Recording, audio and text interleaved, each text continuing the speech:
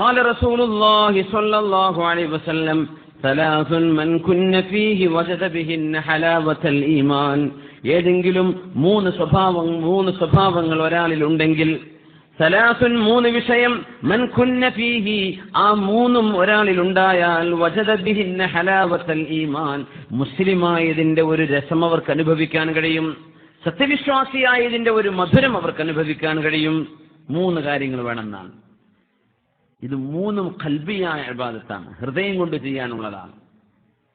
മൂന്നും ഹൃദയം കൊണ്ട് ചെയ്യാൻ പറ്റുന്നതാണ്. നമുക്ക് നോക്കിക്കൂടെ ചെയ്യാൻ പറ്റൂല്ലേ?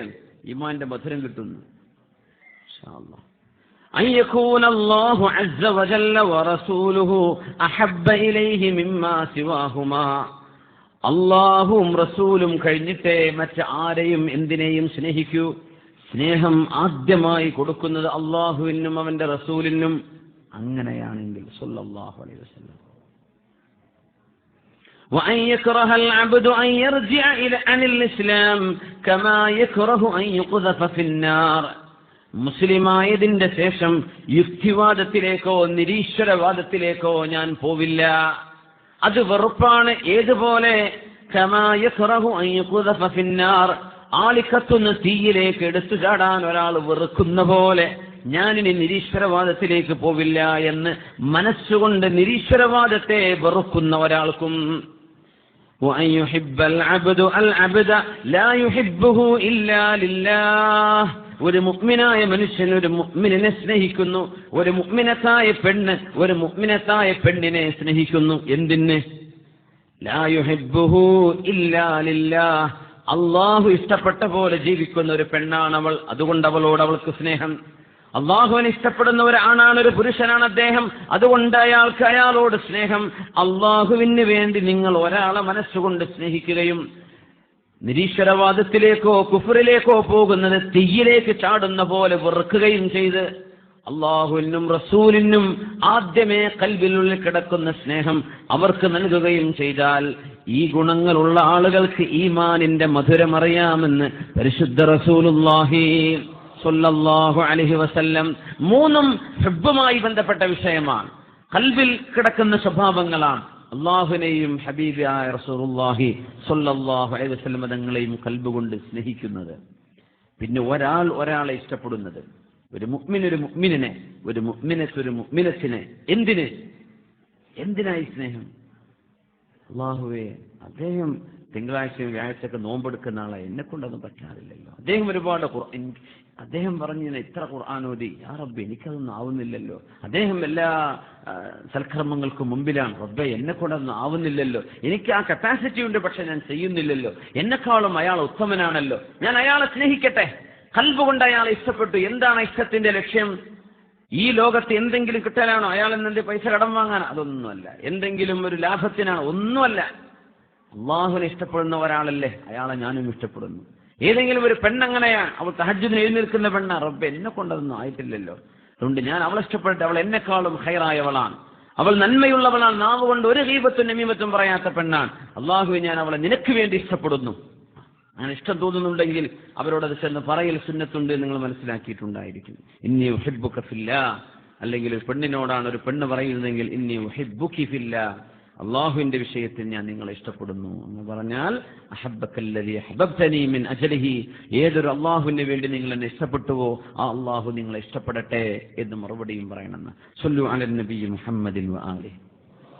اللهم صل على سيدنا محمد وعلى آل سيدنا محمد وبارك وسلم عليه.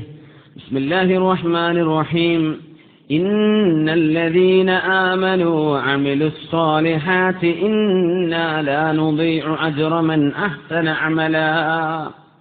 إن الذين آمنوا ഈമാൻ ഉണ്ടാവുകയും വഅമിലു സ്സാലിഹാത്ത് സൽക്കർമ്മങ്ങൾ അനുഷ്ഠിക്കുകയും ചെയ്തവർ, ഏത് സൽക്കർമ്മമാണെങ്കിലും ഏത് ഇബാദത്തും ഏത് കർമ്മവും സൽക്കർമ്മമാവുന്നത് നമ്മുടെ നിയ്യത്ത് കൊണ്ടാണ്. നമ്മൾ മനസ്സിലാക്കിയിട്ടുണ്ടായിരിക്കും. നമ്മൾ ഇവിടെ ചർച്ച ചെയ്തിട്ടുണ്ടോ എന്ന് എനിക്കറിയില്ല. എല്ലാ മുബാഹായ വിഷയങ്ങളും ഹലാലായ വിഷയങ്ങളുണ്ടല്ലോ, നിങ്ങൾക്ക് വേണമെങ്കിൽ ചെയ്താൽ കുറ്റമില്ല, ചെയ്തിട്ടില്ലെങ്കിലും കുറ്റമില്ല, ചെയ്താൽ കൂലില്ല, ചെയ്തിട്ടില്ലെങ്കിലും കൂലില്ല, അങ്ങനത്തെ വിഷയങ്ങൾ ഉദാഹരണം പറഞ്ഞാൽ എന്താ, ഇപ്പോ രാത്രിക്കത്തെ ഭക്ഷണം കഴിക്കുക, ഭക്ഷണം കഴിച്ചാലൊരു കൂലിയും കഴിക്കാതിരുന്ന ശിക്ഷയുണ്ടോ? ഇല്ല. അങ്ങനത്തെ ഹലാലുകൾ ലോകത്ത് ഒരുപാടുണ്ട്. നമ്മൾ ചെയ്യുന്ന കർമ്മങ്ങൾ ഹലാലാണ്. ഇപ്പൊ കസേരയിലിരിക്കുക, നിലത്തിരിക്കുക. നിങ്ങൾ കസാലിരുന്നാൽ കൂലി കൂടുതൽ, നിലത്തിരുന്നാൽ കൂലി കുറവ്, അങ്ങനെ ഉണ്ടോ? ഒന്നുമില്ല. നിങ്ങളുടെ സൗകര്യമാണ്, ഹലാലാണ്. വൈകുന്നേരം നടക്കാനിറങ്ങി, ആരെങ്കിലും ചോദിക്കുക നടക്കാനിറങ്ങിയ കൂലി നടന്നിട്ടില്ലെങ്കിൽ ശിക്ഷ ഉണ്ട്, അങ്ങനെയൊന്നും ഉണ്ടോ? ഒന്നുമില്ല. ഡോക്ടർ പറഞ്ഞിട്ട് ഓടുന്നവരുണ്ട്, അതിന്റെ മുമ്പ് തന്നെ നടന്നു എന്ന് വിചാരിക്കുക, കാര്യമായ കുഴപ്പമൊന്നും. ഹലാലായ വിഷയങ്ങൾ ഒരുപാടുണ്ട്.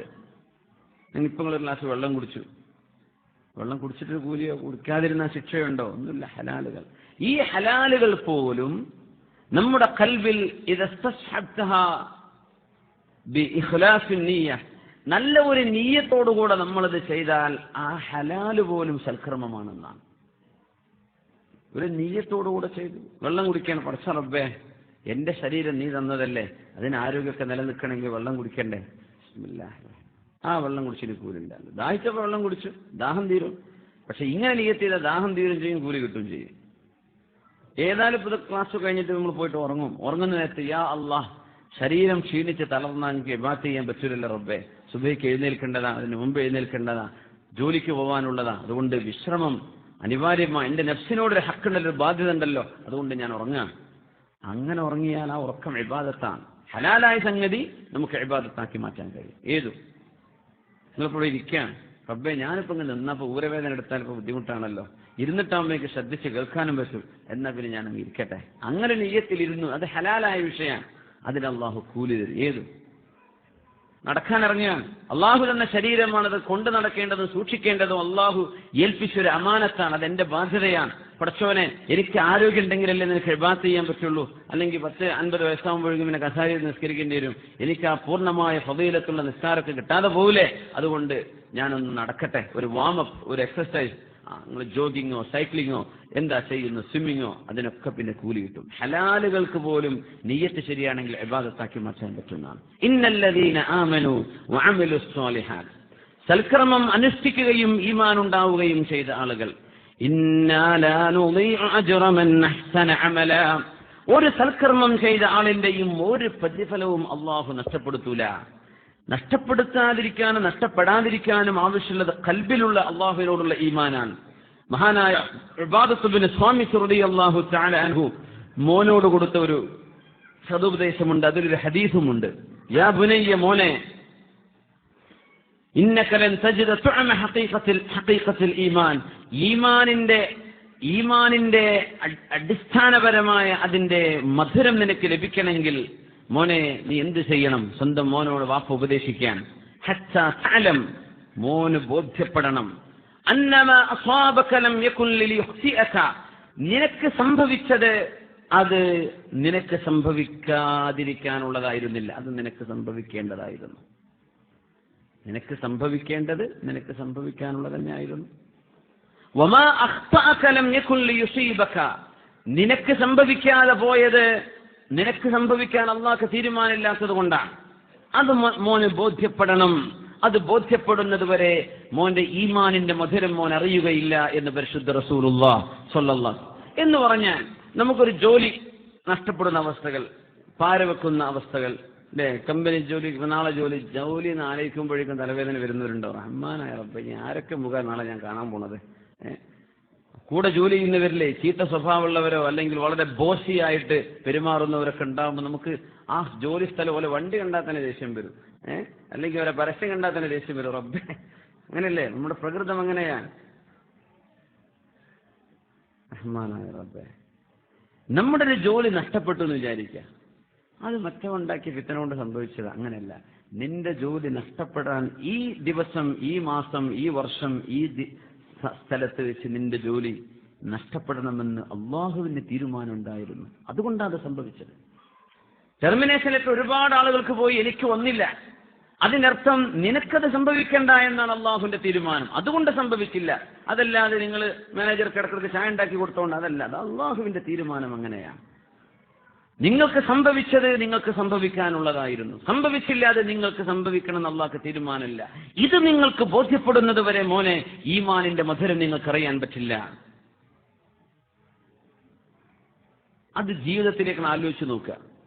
ഏത് വിഷയം അങ്ങനെയാണ്. നമുക്ക് എന്തെങ്കിലും നമ്മുടെ കുടുംബത്തിൽ എന്തെങ്കിലും നമുക്ക് ഇഷ്ടമില്ലാത്തൊരു സംഗതി നടന്നു, സ്വത്ത് ഓരി വെക്കണമെന്നുള്ള വലിയ വലിയ വിഷയം നാട്ടിലെ, ആകെ തെറ്റലും പിരിയലൊക്കെ അതിലാണ്. 5 സെന്റ് ഭൂമിക്ക് സുബ്ഹാനല്ലാഹ്, എനിക്കല്ലാഹു കണക്കാക്കിയത് എന്റെ മുമ്പിലേക്ക് വരും. എനിക്കല്ലാഹു ഇത് കിട്ടണമെന്ന് തീരുമാനിച്ചിട്ടുണ്ടോ അത് എന്തായാലും എനിക്ക് കിട്ടിയിരിക്കും. എനിക്ക് കിട്ടണ്ട എന്ന് അള്ളാഹു വിചാരിച്ചത് എനിക്ക് എന്റെ കിട്ടൂല. പിന്നെ എന്തിനാ ഞാൻ ടെൻഷൻ അടിക്കുന്നത്?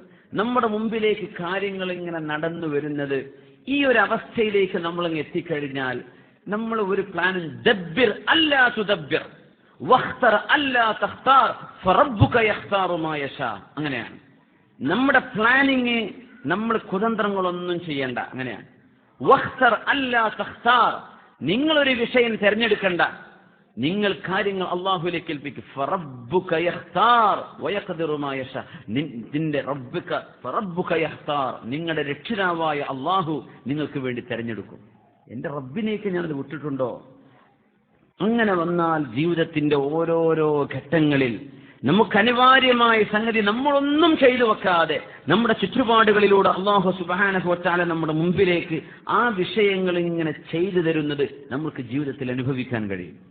ഇത് ഈമാനിന്റെ വിഷയങ്ങളൊക്കെ അനുഭവിക്കാനുള്ളത്. വാഴ പറഞ്ഞാലോ അത് കേട്ടാലോ ഒന്നും ഇത് അനുഭവിക്കാൻ കഴിയില്ല. അത് നമുക്ക് അനുഭവിച്ച് ആസ്വദിക്കാനുള്ള സംഗതി. നമ്മളെ കൽബിലേക്ക് ഇങ്ങനെ ഒരു ചിന്ത കൊണ്ടു നോക്കിയാൽ വലിയ അത്ഭുതമാണ്. ജീവിതത്തിൽ വലിയ വലിയ അത്ഭുതങ്ങൾ തോന്നും. നമ്മൾ എന്തൊക്കെ അള്ളാഹുവിന്റെ മുമ്പിലേക്ക് റജാ ചെയ്തിട്ടുണ്ടോ, പ്രതീക്ഷിക്കുന്നുണ്ടോ, നമ്മൾ ഒരു കാര്യവും ചെയ്യാതെ നമ്മുടെ അധ്വാനം നമ്മൾ ചെയ്യണം എന്നല്ലാതെ നമ്മൾ കുതന്ത്രങ്ങൾ വളഞ്ഞ വഴിയൊന്നും ചെയ്യണ്ട. നിങ്ങൾ നേർക്കുനേരെ പോവുക.